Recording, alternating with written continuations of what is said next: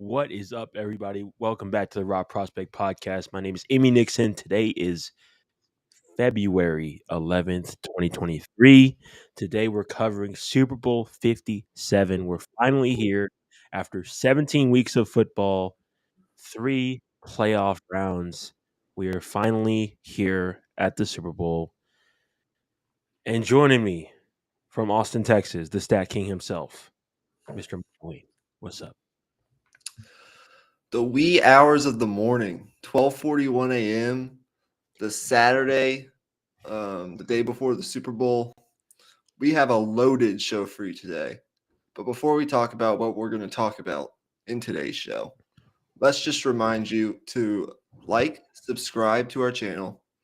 You can find us on Apple Podcasts, Spotify, YouTube, wherever you like to listen or watch your podcasts. You can find us. We also have a Patreon. The link is in the down below. As you can see, where it says Patreon, patreon.com/raw prospect pod. Check that out. We'll be posting content there soon as well. We are now to where the end of the football season, one game left. It's the biggest sporting event all year, arguably. And I think this, just on paper, is one of the best Super Bowl matchups that we've gotten in the past 10 years, just in terms of on paper and the matchups that we're going to talk about. So today, we're going to break it all down. We're going to start with storylines, sort of go big picture. Then we'll get into the minutia of the matchups on both sides of the ball. We're going to give you our score prediction, our Super Bowl MVP. Then we're going to do some fun prop bets as well to wrap up the show. So with all that being said, let's get into it. And let's start with the major storylines. When you think of the major storylines going into Super Bowl Sunday, and it can be virtually anything, what do you think? What comes to mind?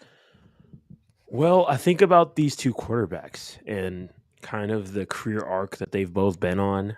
Jalen Hurts, obviously, on a entire arc, all the ups and downs. We've seen it. He's been in the national media for years on years on years, all leading up to now, where he's in the Super Bowl, on the biggest stage, and there is that looming shoulder injury that and questions left unanswered in terms of are they, battle tested enough based off those two playoff matchups they had? Like, are they playing their best football?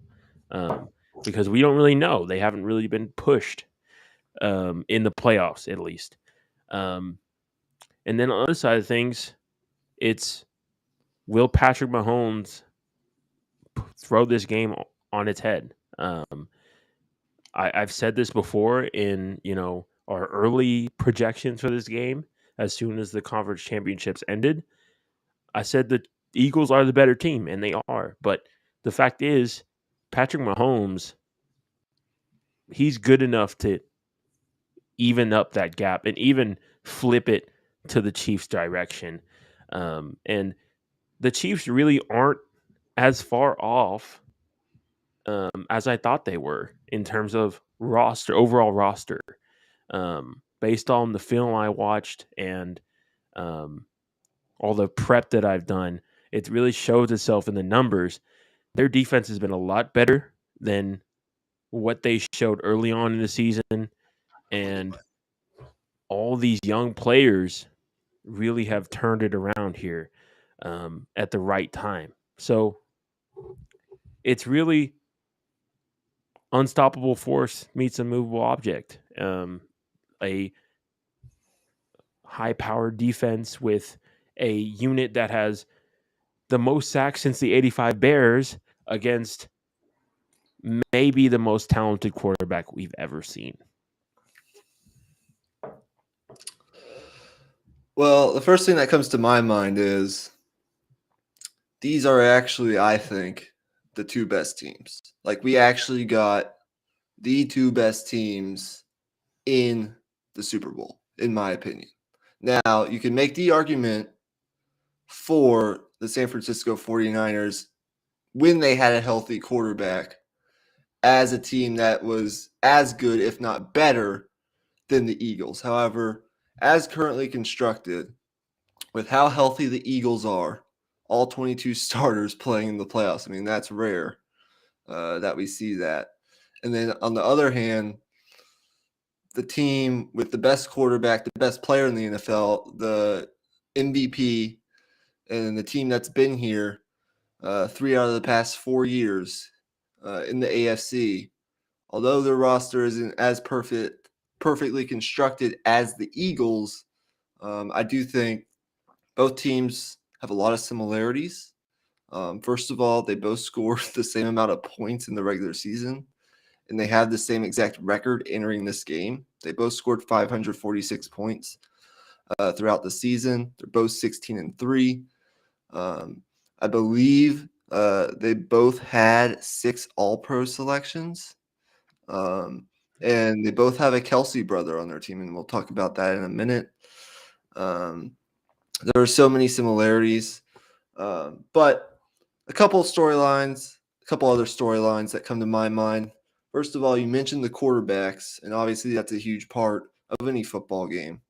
But it's going to be the first Super Bowl that features 2 black starting quarterbacks playing each other, Patrick Mahomes and Jalen Hurts. We also get the first Super Bowl featuring brothers that are actually facing off in a Super Bowl. And the Kelsey brothers, both of which will end up probably being first ballot Hall of Famers, Jason Kelsey and Travis Kelsey. And then there's obviously coaching stories as well. I mean, last year we had the coaching story with Sean McVay and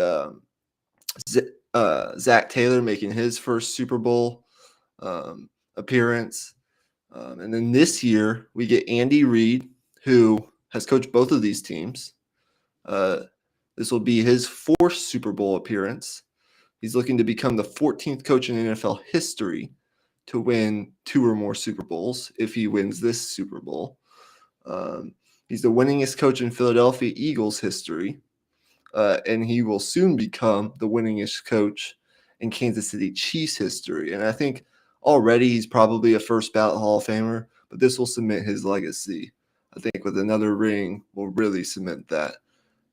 And if you remember correctly, a lot of people don't know this, but in 2013, which I think was one of his first years, if not his first year, with the Kansas City Chiefs as the head coach. Might have been his second, I don't remember. But Nick Sirianni was on that coaching staff for the Kansas City Chiefs as the wide receivers coach, and Andy Reid let him go after that season. And so I don't know if there's a little bit of extra chip on Nick Sirianni's shoulder, considering that he's facing Andy Reid in the Super Bowl now. But at the same time, I think Nick Sirianni could possibly thank Andy Reid because that might have been, I don't know. I mean, you can never predict hypotheticals, but if Andy Reid never fires Nick Sirianni, does Nick Sirianni end up in this position as the Philadelphia Eagles head coach in the Super Bowl, playing Andy Reid? So I think there's a couple different ways you could look at that situation as well, but there's just so many storylines that don't just involve the X's and O's on the field. And those were just some of the ones that I think are the biggest overall talking points entering Sunday. But with that being said, I think we should now transition to the meat and bones of the episode. Just one last thing I'll say is leave a comment down below what you think is the most intriguing storyline for this Super Bowl. But yeah, let's move along. We're on pretty good pace here. And let's get into the nitty gritty. I have a lower third here. Let's start with the Eagles offense versus the Chiefs defense. I think this is a matchup that could decide the Super Bowl in a lot of people's eyes. The Eagles are a team that will run the football early and often in this game. No question about it. That was the route that I thought the Bengals would take, But I think with the Joe Mixon situation that came out afterwards, which is a whole other story for another day, they ended up benching Joe Mixon that game, and then they didn't run the football. But this time around, the Eagles will not let up in terms of running the football, and they will run the football until the Chiefs stop it. Um, and in terms of the Chiefs defensively, in terms of schemes, they rarely run cover three. Um, and if you don't know, cover three is a coverage where it's middle field closed and you can have a safety closer to the line of scrimmage. You can get away with that more in cover three than you could in, say, cover two or cover four or quarter half or whatever the case may be. So them playing cover three this game, I think could be plausible. We know Steve Spagnuolo is known as a big game coordinator, and specifically, even more so when he has a lot of time to prepare. And if there's any game that he's going to go with cover three, I think it's this one because you want to have that extra guy in the box, and you don't want to give up like matchups on the outside, but I think cover three would be the best way to kind of delegate with both. That's a fantastic point. From a schematic perspective, I think that's going to be a really interesting thing to watch. Now, for me on this particular side of the ball with the Eagles offense and the Chiefs defense, and it can go both ways, but for me on this particular side of the ball, I think red zone efficiency could decide not only that like who wins this particular matchup between the Eagles offense and the Chiefs defense, but who wins the game overall. I mean, the Chiefs can score and they can score with the best of them, and you have to score touchdowns to beat them.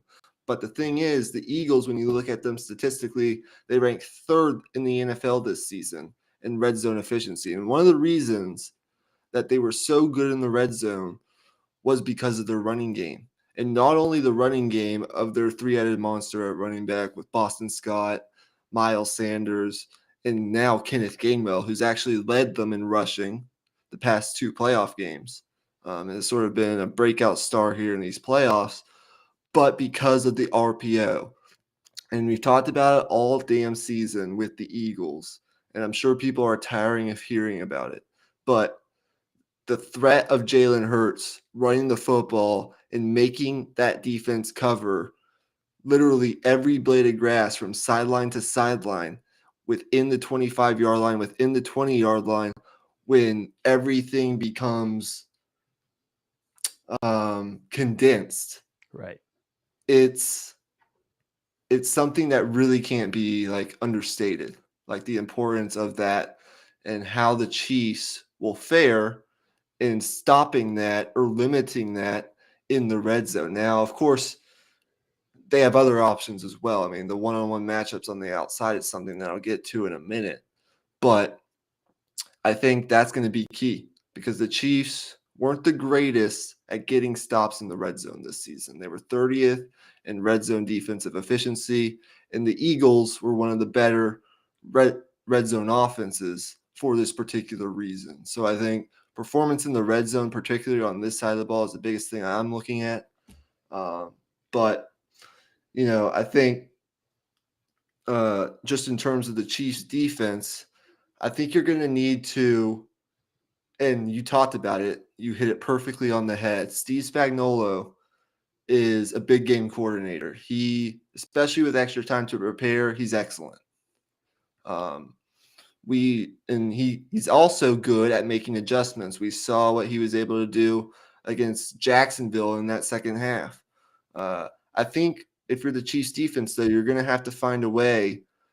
There's a saying, you're going to have to find a way to rob Peter, but not pay Paul. Meaning, you gotta. I think you're going to have to show different looks up front particularly not only moving Chris Jones and Frank Clark around, which they've done so well throughout the playoffs, and getting those one-on-one matchups against a really, really good Eagles offensive line. And don't get me wrong, I mean, those guys are going to have to be big factors if the Chiefs want to win this game, either way, on the ground or rushing the passer. But you got to show some simulated pressure, meaning you show pressure and don't bring it, or you don't show pressure and then you bring it. I think you're going to have to mix it up a little bit in terms of your looks up front, and that will make it easier. Confuse Jalen Hurts a little bit. That'll maybe make it easier for you to make some plays in the back end. So for me, once again, and then I think another key is that I'm watching for at least is Nick Bolton and Willie Gay. They're two inside linebackers. You have to tackle well at the second level in the running game, or it's going to be a long day. Because that Eagles offensive line is just too good. They're going to get to the second level eventually on some of these runs, and you got to be able to make tackles to not allow those chunk plays to happen. So I think those linebackers tackling in space and the secondary also will be key, as it always is against this Eagles offense. Yeah, and I would even extend that, as you said, to the secondary, to the guys like Trent McDuffie and L'Jarius Sneed, who's also coming off a concussion, by the way. If that's a pretty big deal as well. His health, he's right. their top corner, but those guys are going to have to make tackles in space as well. And the 49ers were, the reason why that 49ers matchup was such an interesting matchup going into it is because the 49ers are so unique in the fact that they have a dominant defensive line and maybe definitely the best linebacker in the NFL in my opinion, Fred Warner, who is able to just read and just attack everything. And if any team was going to be able to stop this, read option, RPO, all that stuff, it would have been the 49ers. And even the 49ers, as good as they did for most of that game, you could see it on certain parts of the game where Fred Warner just had to freeze because there were certain plays where he saw a wrinkle where it was an RPO, but he just got frozen and then they handed the ball off and then it was a 30-yard run. So that's where they get you. So even if you cover up everything, even if you're reading everything in real time, the Eagles just have an answer for everything. And that's why I think this Eagles offense is going to have, I mean, I don't think it'll be a cakewalk offensively, but I think they'll be able to move the ball up and down the field, which is why I think your point about the red zone is that much more important. Yeah, red zone is big on both sides, but I think especially in this particular matchup, in this particular game, because although we know that there are great kickers on both sides of the ball, and what I hope is that this game comes down to the last possession and possibly even a field goal to decide it, because I just love those type of Super Bowls. And I think it definitely could be. We'll give our predictions a little later. But yeah, I think particularly the Chiefs defense against the Eagles running game in the red zone is going to be key. And I don't know how healthy Jalen Hurts is going to be. He hasn't been 100% healthy here for a while now in these playoffs, but with 2 weeks off, we've seen it. He's not afraid to run, even with that shoulder being less than 100%. And I think that he's been really smart about when he runs, not only when he runs, but getting out of bounds and not getting hit. And I think he'll have to continue to do that. But that RPO, I know people are probably tired of hearing about it. But it's what the Eagles have been so successful doing in the red zone. It's just why they've been so successful on offense this year. Right. The last thing I'll say, I'll reiterate two things. I'll have to mention Chris Jones Yep. because he has had an amazing season, was a top 3 guy in Defensive Player of the Year, and absolutely wrecked the game against the Bengals, to put it simply. He's going to have a big game. It's going to be a much tougher matchup with the Eagles, but I think, to reiterate your point earlier about them mixing up their fronts, the Chiefs have to mix up their fronts, like on a Yeah, play-by-play basis, even I 5-man totally fronts, agree. 4-man fronts, corner blitzes, everything Yeah, in between. The thing yeah, that the Eagles are so good at is, not only is Jalen Hurts so good at reading advantages in the run game, but so is that offensive line. Like, I saw it so many times going through tape of some of their prior games. Jason Kelsey pouring out things. Landon Dickerson, their right guard, can't think of his name. But you get the point. I mean, that entire group is just so good at yeah. creating advantages in the run game. So they can't let the Eagles key in on any particular front. Yeah, I think we're in 100% agreement here on overall what the keys are in this particular matchup. So with that, we will move to the other side of the ball, with the Chiefs offense against the Eagles defense. And I guess I can start us off here. Of course, the first thing you think about, right, is this Eagles defensive front against this Chiefs offensive line. The strength of the Chiefs offensive line, particularly this season, has been on the interior. I mean, Joe Tooney, Creed Humphrey, those are the guys on the interior.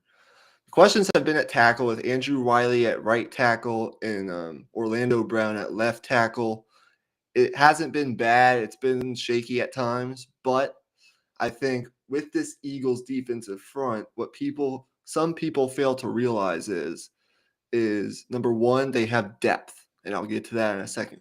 But they have, and we've talked about this with many other teams too, they have a diversity of skill sets on that defensive line, which makes the collective so dangerous. And if you just look at the pure numbers, and I know numbers don't tell the entire story, but they led the NFL in sacks. They were number one in pressure rate.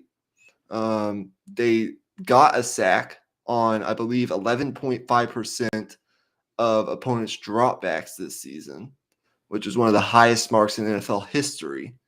If you look at their depth and the way that the wealth is spread, Brandon Graham and Josh Sweat, both their edge players, both have 11 sacks. Defensive tackle Javon Hargrave, who I love as a player and I know a lot about from his years in Pittsburgh, 11 sacks. Fletcher Cox on the other side, 7 sacks. Hassan Reddick, who's been the star and the leader of this pass rush for much of the season. 19 and a half sacks over 19 games total, regular season and playoffs on the edge. And then once you get past those frontline guys, they can bring in guys like Milton Williams, who can rush the passer, and they have run stoppers like Ndamukong Suh and Linval Joseph. So they have depth and they have a variety of skill sets, guys that can do different things. So I think the matchups that I'm watching in particular are those edge players against those tackles, because that's been the weak spot per se on this Chiefs offensive line. Obviously, you want to be able to create pressure up the middle against a quarterback like Patrick Mahomes, but the edge players will be key. And we'll get to prop bets later, but the way things have been going, I think betting on Hassan Reddick to get a sack in this game is a good idea. But we'll get to that in a little bit. From a Chiefs perspective, I think the key is going to be, we know it's an offense that still likes to throw the ball downfield. I believe Mahomes led the league in completions of over 20 yards this season still. So I do think that the Eagles will play some too high safety looks that have been successful against Mahomes, and dare them to run the football with Pacheco I believe Clyde Edwards-Helaire is back for this game. And then you obviously have Jerick McKinnon. But for the Chiefs, what I'm getting at is I think you're going to have to distribute the ball quickly, go to the short passing game, and you have to stay on schedule. The Eagles were tied with the Broncos this year for the best third and long defense in the entire league. 3rd and 7 or longer, they were tied with the Broncos in terms of third down conversion rate defensively, only allowing 17% of those such conversions. They were tied with Denver, who's also another very good defense. So you want to be able to stay on schedule, don't get behind the chains, and use the quick passing game. And I think if you're Andy Reid, and he knows what he's doing, and he knows more football than we'll ever know, but I think utilizing your running backs in the quick passing game could be a very good idea, especially when you consider that the Eagles, one of their weak spots this year defensively, was defending against running backs, particularly in the pass game. They were 24th in defensive efficiency against running backs in the pass game. So I think getting the ball out quickly, out of Mahomes' hands, creating space, letting your receivers make plays, and letting your running backs do work in the passing game, especially utilizing their different skill sets with Pacheco, the power run game, McKinnon, who's been so good in the short passing game. I think that's something that you need to do if you're Kansas City. My big question is, it sounds like to me that the Chiefs wide receiver core is dealing with some minor injuries. I don't know what the status of those guys are right now at this particular moment in time, one day before the game. But I know Smith-Schuster was dealing with a knee injury. I think Valdez-Scantling was dealing with something or other. Yeah. Smith-Schuster is confirmed to be playing Okay. in the game tomorrow, as well as Kadarius Toney. Okay, well, that's good to hear, but I wonder, if they're 100% and James Bradbury and Darius Slay, I mean, it's a different beast. This Eagles passing defense was number 1 in the league. I want to see how much separation these Chiefs receivers will be able to create. And you do lose it once again, that other dimension of that offense with McCole Hartman, unfortunately, being out again. So again, just to reiterate my points, obviously this dominant Philadelphia front with their diversified skill sets and their depth, being able to keep bodies fresh against this Chiefs offensive line is obviously going to be a big matchup to watch. Up front on both sides of the ball is huge, but also just how the Chiefs choose to move the football, especially within the 20s. We know Andy Reid's going to come up with something once they get inside the red zone. And Patrick Mahomes is so great that he can see something, recognize something on a dime, and make it happen.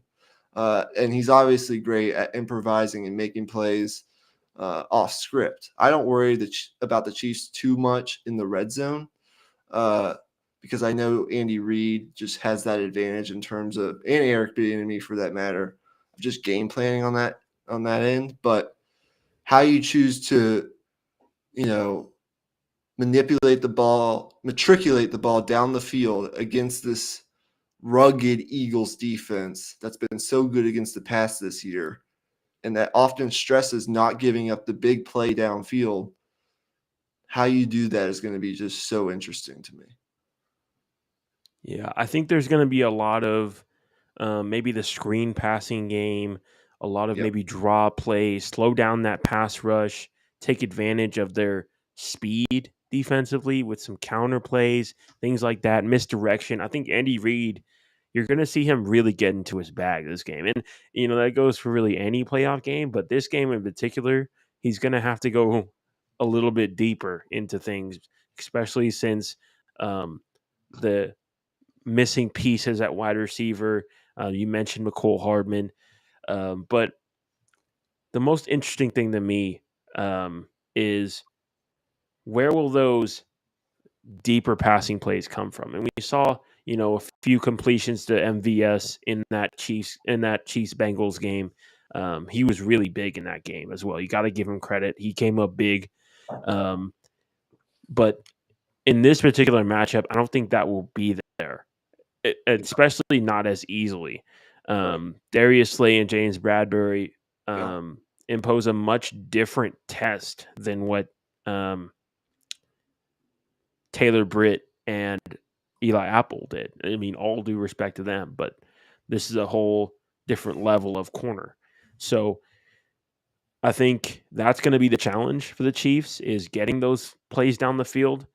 But the other part is this Eagles defense is very aggressive. And they do have that aggressive mindset. And maybe I think that could be a way to take advantage of that by just working that short passing game the first part of the game. And then as soon as they start sitting on those routes a little bit, then you go for the deeper shot. Um, I think either way, I think they will have one or two big plays this game. I think they'll find a way to draw up plays to make it happen. I think Andy Reid will have something up his sleeve to be able to do it. Um, it's just going to come down to execution in the moment because there's going to be certain points of the game where you see a look and a defense that you like. It's just whether it gets blocked up properly um, and Mahomes hits him, which that's the easier part. But um, my last and final point is just this Eagles defense is going to have to go out and win them the Super Bowl if they're going to win the Super Bowl. I think the offense is going to do what they do, but I think late in this game, their pass rush is going to have to close. We talked about it so much in the offseason with the Bills signing Von Miller, with teams going out and trading for those pass rushers. And the reason for that is in these moments when it's a close game in the playoffs, you need a closer. We saw it in the Super Bowl a few years ago when the Eagles were in it. Brandon Graham with that strip sack on Brady that completely changed that game. Something that like that is going to happen here because I foresee this being a very close game, and it's the difference in the end is going to be very marginal. So I think this defense is going to have to step up and make a play late, which they are definitely capable of doing. Yeah, I agree with you. Pass rush, especially late in games, is so key. But I do think if any team is capable or well suited to do it, it's the Eagles because they just roll in bodies constantly. They often keep their bodies fresh. They've been so good all season. But I think the edge is something that I'm watching for big time. I mean, Reddick's been huge.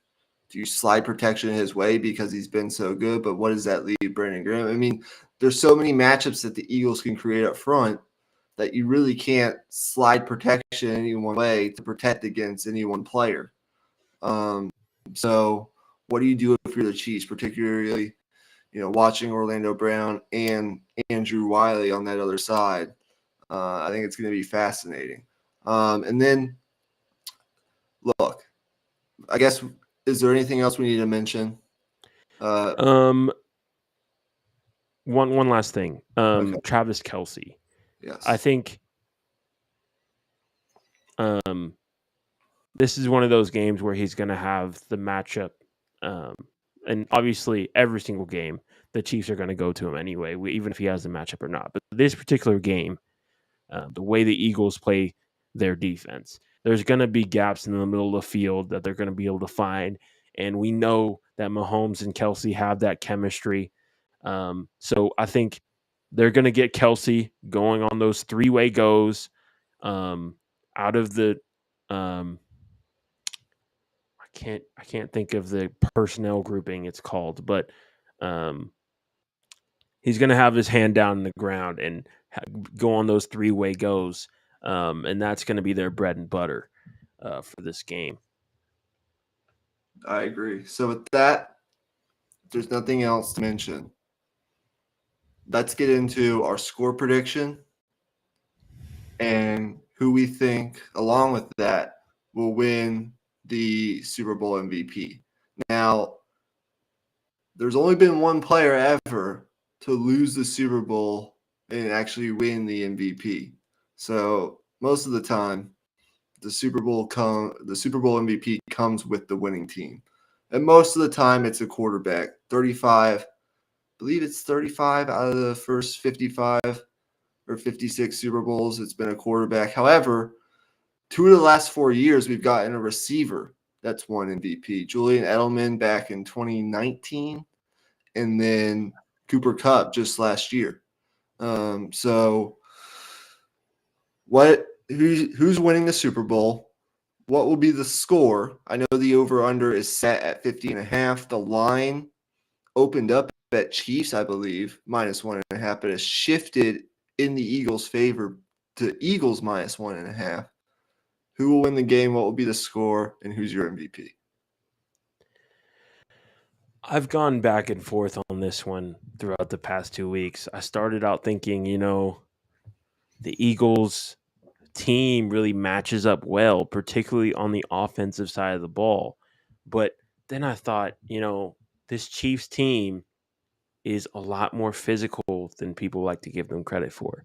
We've seen it a lot. You know, um, they're able to hold their own against a lot of really physical teams. Um, I remember specifically against the 49ers. People forget the last game the 49ers lost before that NFC Championship game was against the Chiefs. And the Chiefs were able to hold their own against, obviously, the 49ers with McCaffrey playing in his first game. But nevertheless, it's still the 49ers who we know what they can do at the line of scrimmage on both sides of the ball. So all that just to say, I am going to go with the Eagles to win. I'm going to say the Eagles will get out to a lead early. The Chiefs storm back, take the lead late, game-winning field goal. Eagles win 31-30. Okay, we're both going high scoring. I've heard a lot of takes throughout the week that had this game going under the 50.5. But we both believe, apparently, that it's going to be on the higher scoring end. And I think both teams are going to move the ball pretty efficiently inside the 20s. Again, what happens inside the red zone will, I think, ultimately probably play a big factor in deciding the game. But I think both these teams are going to score points. I do think there's an opportunity for a lower scoring first quarter like we've seen in past Super Bowls where they're feeling themselves out a little bit. And then we see the scoring start to really pick up as we get towards halftime and then to the second half. I think there's an opportunity for that to happen. I'm going to go with the Eagles as well. Both of us picking against Mahomes, especially when he's an underdog. Yeah, I believe he's 7-1-1 against the spread as an underdog in his career. He's only been the underdog like 8 times or whatever, 8 or 9 times. He's been so good as an underdog, both against the spread and straight up. And considering that, covering the spread in this game either means you lose by 1 or you win the game. So I don't feel great about picking Mahomes because, as Emmy said, he's the guy who can flip the game on its head. He can turn this in the Chiefs' favor with one drive, with a couple drives, with a couple big plays, a couple big throws that he makes. And that's that. But at the same time, I just believe that I have questions about the Chiefs receivers and their health, but also their ability to create separation downfield against these Eagles corners because they are a different beast. And I just think that this Eagles up front gravity will eventually win. And I think with the Eagles' ability to stay fresh up front, they'll eventually get to Mahomes.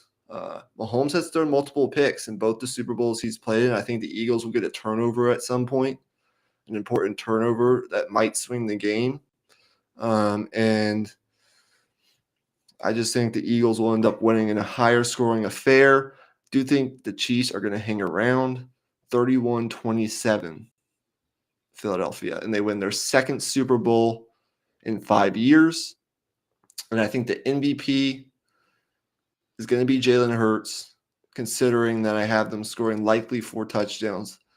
But if I have to pick someone other than the quarterback, I'm going to go A.J. Brown as my long shot. Yeah, I can definitely see that. My pick for Super Bowl MVP would be Jalen Hurts, but my long shot pick, I think maybe Hassan Reddick Yeah, or possibly Darius Slay. yeah. I could see Um, Darius Slay. I mean, Darius Slay, he gets a pick. He maybe takes one back. I mean, that can win you the MVP because that one play could swing this game.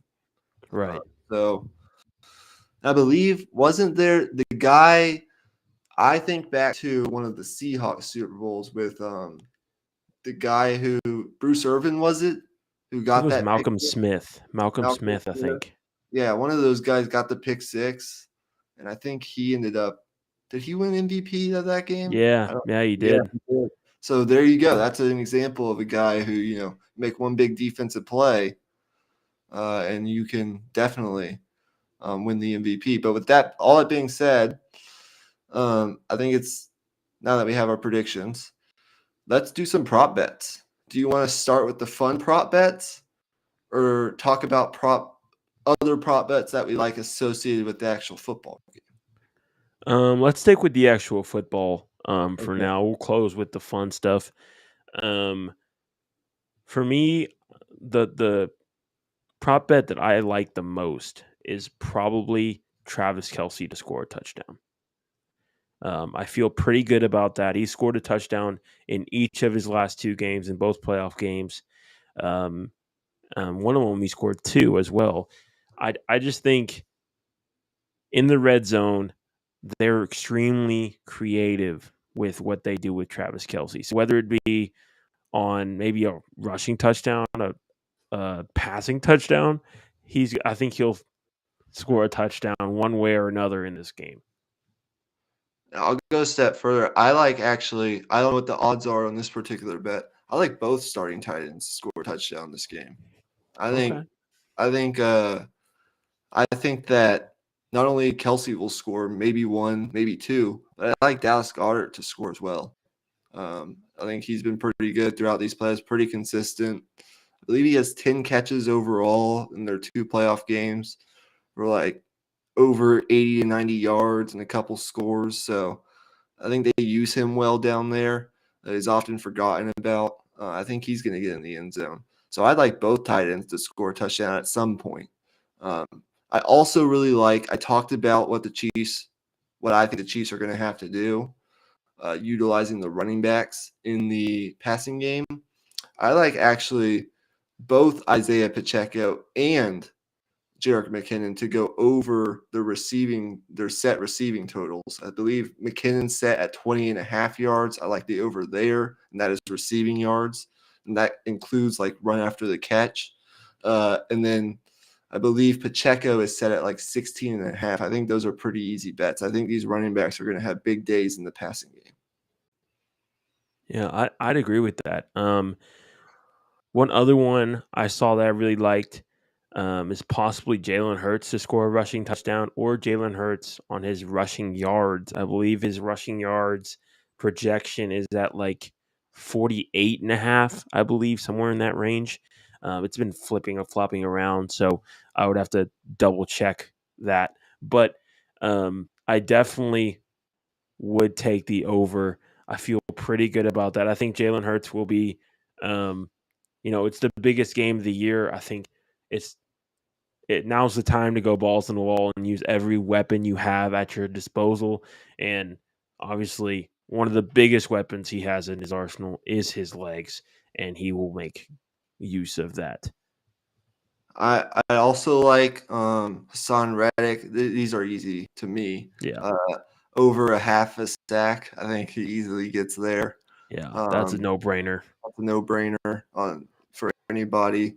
I do like a longer shot, sort of more on the fun side. Darius Slay anytime interception is set at plus 600. That's some good value right there. that you could sprinkle a little money on if you're actually betting money on this game. There are some other ones that I like as well. I think, interesting ones come in the special teams game, especially with the kickers. The over-under right now is set at 3.5 total field goals. And I think, these teams both have great kickers. But considering the score that I have playing out, I think you see 3 field goals. So if I had to bet, I think we go under that. I hope we see more touchdowns than we see field goals. But I would even go as far as to sprinkle a little money on. I know there's a bet for like walk-off field goal in regulation for either team.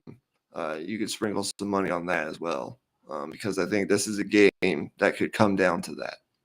So, and that's something we didn't really talk about.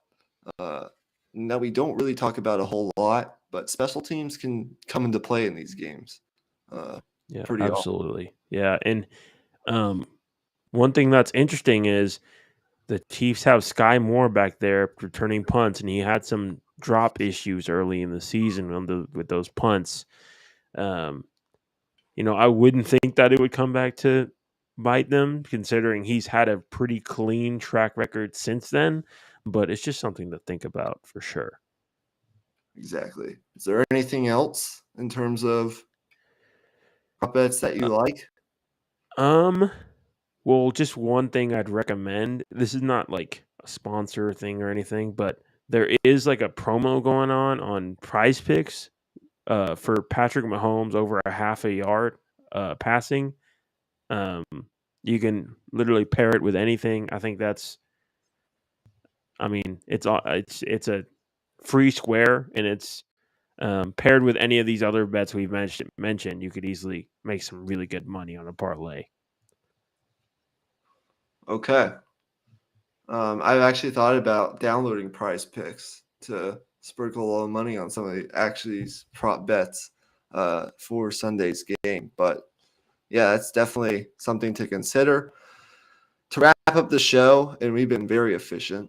A lot to get to. It's the biggest football game of the year. We got the 2 best teams, in my opinion, playing in the game. Hopefully, it's going to be a great game. I think it will be.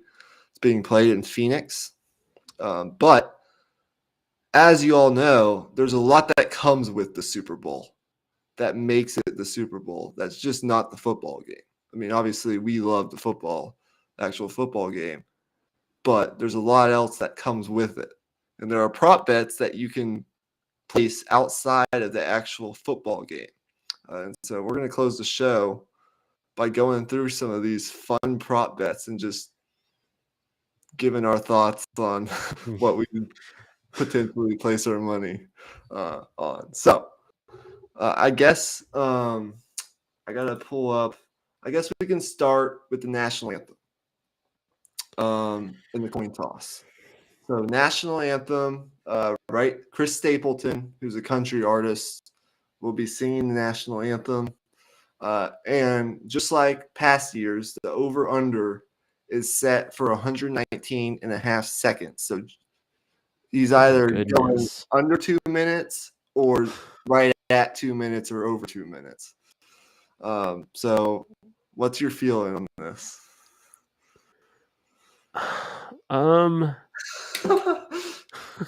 My feeling would be the under, considering he's a country artist. I don't know if he's really like drawing out long notes like that. I mean, I could be completely wrong. I know Chris Stapleton is a pretty talented guy, but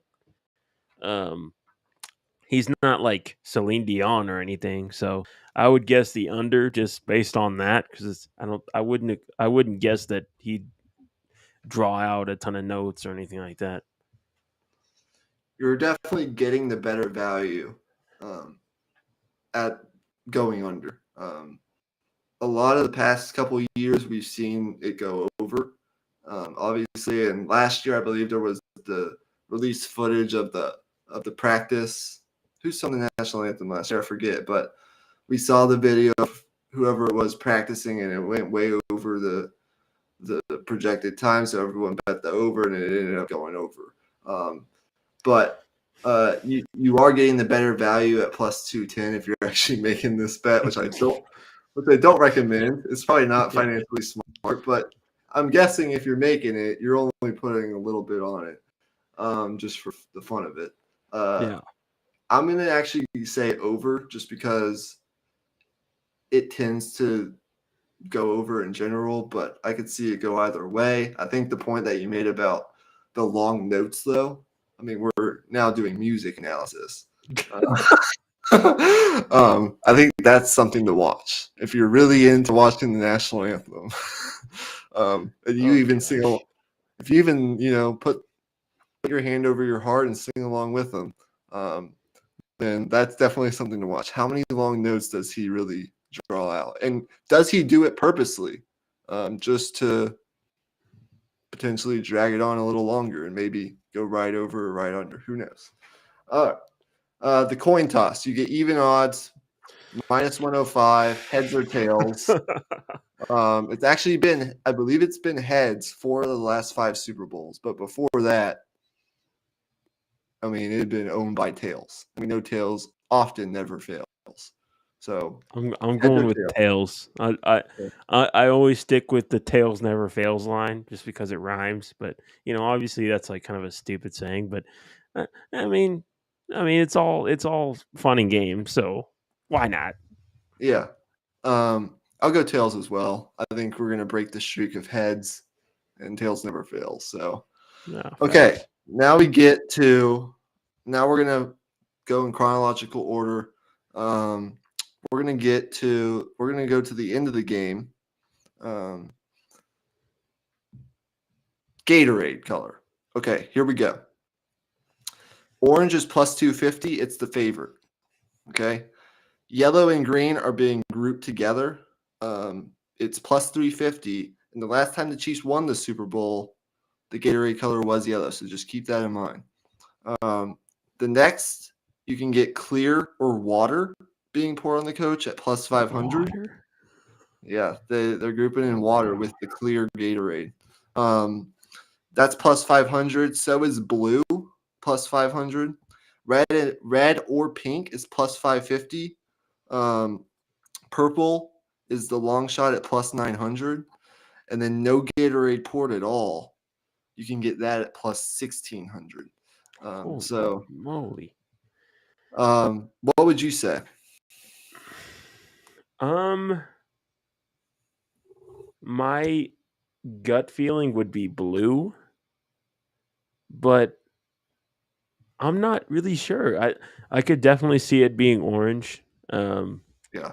I'm really getting in the weeds here with the analysis. I'm trying to think of like what flavor would more players want to have on the sidelines, like because this is literally the Gatorade they're drinking during the game. So if we're thinking about it from that perspective, I would think orange for sure because orange is not as much of like a niche flavor. Because like, what the heck is the blue flavor? Or anything? I think they just call it cool blue. Like, that's not even a flavor. So I think they go orange. I'm gonna lock it in. Okay. I think you hit it. I think you're in the right vicinity. I've been going back and forth between blue and orange ever since I started thinking about this particular prop bet earlier this afternoon, and doing a little deep dive into what the actual history of the Gatorade pouring on the head coach has been. Actually, your best bet is orange, and that's the reason it's the favorite because 5 out of the last 13 Super Bowls, it's been orange. It's been the most, like, it's been the color of like the past 15 years. But blue has been the next most frequent color. And I do believe that if you want to get some better value, a little better value, you pick blue. You went orange. So just for the fun of it, I'll go blue at plus 500. I think either of those are good bets. You could also see yellow or green. I think maybe out of the blue. We'll see. Okay. I mean, considering it's the Eagles, I wouldn't rule out green, but I don't I know. can't. Green's kind of a disgusting flavor. Okay. Well, um, we've talked about some crazy things already. We've done Yeah. analysis of the national anthem, the coin toss. That's just a guess, and then obviously the Gatorade color. This was an interesting one that when I saw it, I'm like, okay, we're definitely talking about this on the podcast. You know how they do when they announce the Super Bowl MVP and they sort of interview the MVP on the podium and he gives like a little speech? Yeah. Yeah. Okay, this is the prop bet. What will be mentioned first during the Super Bowl MVP's speech? Will he mention, will he thank the team or his teammates at minus 120? That's the favorite. Will he thank the city / the fans at plus 325? Will he go to God, thanking God or his or whatever religion he aspires to at plus 370? Thanking his family at plus 690? Thanking the coaches or the coaching staff at plus 1200? Or thanking the front office / the owner at plus 2500? Wow. What will he mention first? Man, I think I would have to go with God here because Mahomes and Hurts are both very into their faith. I know that. And I think, if I'm not mistaken, in their interviews for the NFC Championship and the AFC Championship, both quarterbacks, like the first thing they said was, "I gotta thank God," and yada yada yada. So I'm gonna go with that. Yeah, I'd go with that as well. So that's an interesting one. Okay, this next one, and we're almost done. And this actually has something to do with the actual football game. Sports Illustrated coined a term, and I don't know if you know about this, back in 2019, and the term is octopus. Do you know what this means? Have you heard this No, before? no. Okay. Well, it hasn't happened since I don't think it's ever happened since they coined the term. But basically, what an octopus is a player that scores a touchdown and then scores the subsequent 2-point conversion. So the same player scores the touchdown and the 2-point conversion, and they call it an octopus because they're scoring 8 points. Do you think the prop bet is? Do you think? Do you think there will be an octopus in this game?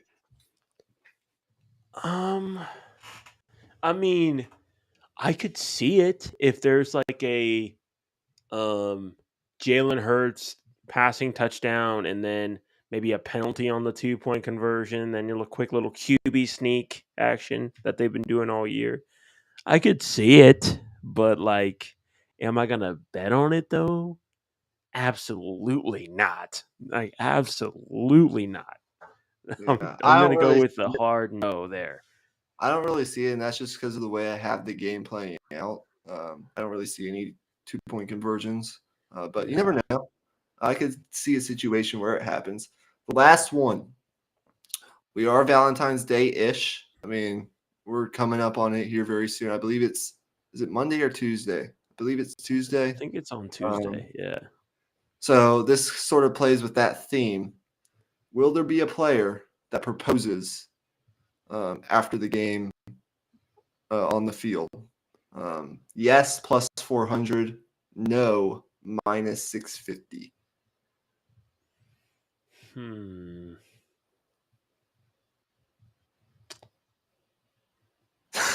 think I mean,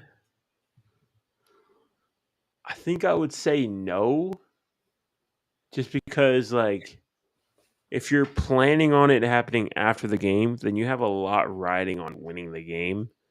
And Yeah. then that just adds like extra pressure to your life, and then like you'll affect performance maybe. I don't know. Yada yada yada. I think it's just like I don't if I were an NFL player, right? If I were to think of all the places I could possibly propose to my girlfriend, after a football game would not be one of them. I'm I get that. sweaty. I'm dirty. I'm probably in pain. I'm probably bleeding somewhere. I mean, these are all I'm not gonna want to do none of that until I get in the showers. we come on this podcast to analyze sports and the games that are played, the storylines, the players. And I believe that we do a pretty good job of giving some pretty high level analysis.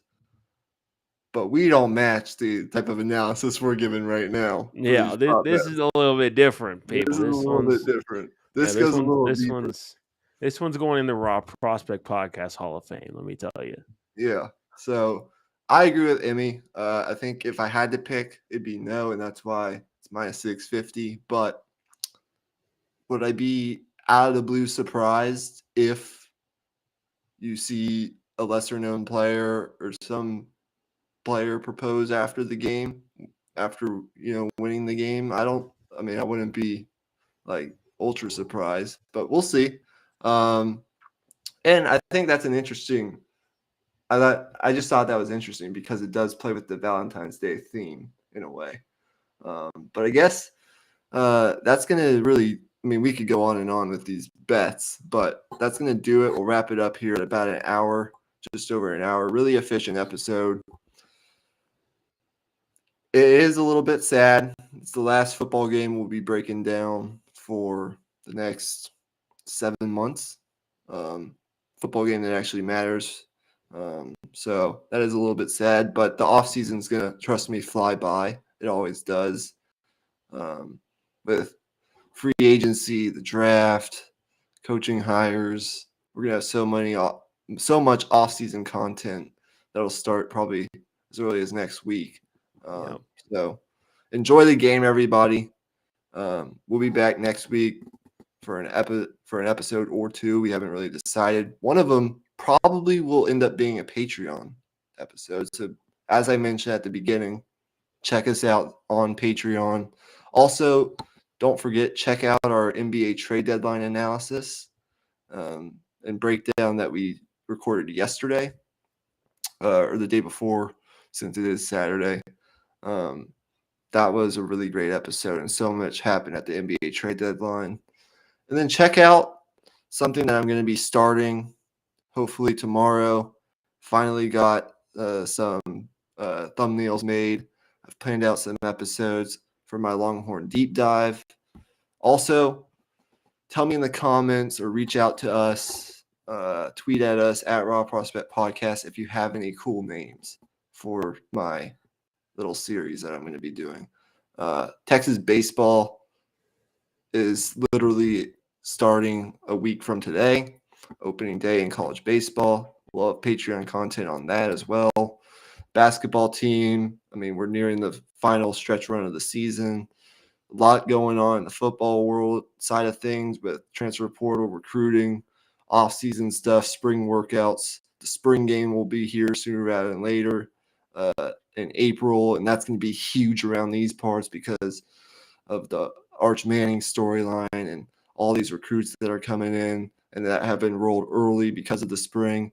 And then just yesterday, got the news, 2024, summer of 2024, Texas and Oklahoma will be leaving the Big 12 and entering the SEC. They are collectively paying the Big 12 $100 million to get out of their TV contract. So it is what we thought. They're going a year early than they would have if they had to wait on their TV deal. So that's very exciting. There's so much to talk about in the Longhorn world of things. And a lot of you guys like the Longhorns, I assume, or at least hate the Longhorns as well. You still care about seeing. Literally right here, man. So. Yeah, so be sure to tune into that as well. But with all that being said, do you have any closing remarks? Just leave a comment below about who you think will win the Super Bowl and why.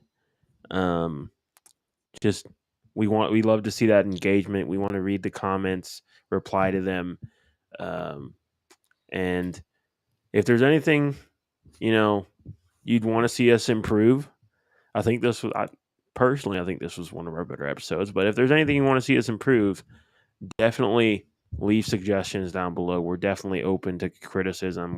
We don't take it personally. We're not Michael Jordan. Don't worry. But yeah, that's it. All right. Well, enjoy the big game with your friends, your family, whoever you may watch it with. Hopefully the commercials are better this year. They've been sort of lacking the past couple of years. And we'll see you on the flip side with hopefully a Super Bowl reaction on Monday, and maybe talk about some coaching hires. With all that being said, just like the NFL season after Sunday, and just like Texas and Oklahoma next year, from the Big 12 to the SEC, we are going, gone. Peace out. Peace out. And I took that personally.